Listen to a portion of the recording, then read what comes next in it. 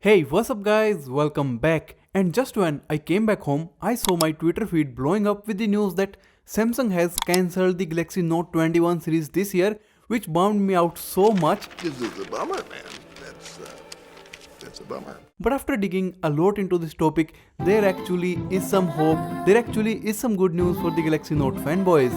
So all of this drama started when the reports from Reuters broke out claiming that Samsung will indeed discontinue the Galaxy Note series in 2021, and that fit perfectly with all of the reports we were having in the past 2 weeks or so that Samsung has still not started development of the Galaxy Note 21 series.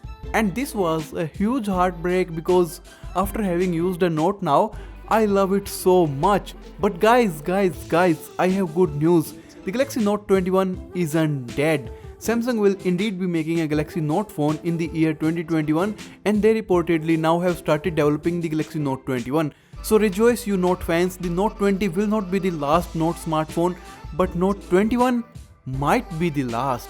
And there are some leaks pointing towards that this year there may not be 2 or 3 Note smartphones, instead just one Galaxy Note 21 like what Samsung used to do in the old days of Note 8 and Note 9. Just one balls to the walls, big chungus Galaxy Note flagship smartphone.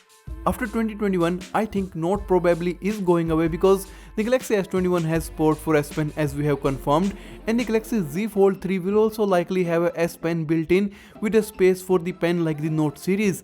So if both of the Samsung flagships are going to support the pen, there isn't much reason left for Samsung to keep making the Galaxy Note series every year and crowd their own lineup. Now guys, this is just very early leak, so do take it with a pinch of salt, but as of now the Galaxy Note seems to be safe for one more year at least. Let me know guys, do you want the Note series to go away or not?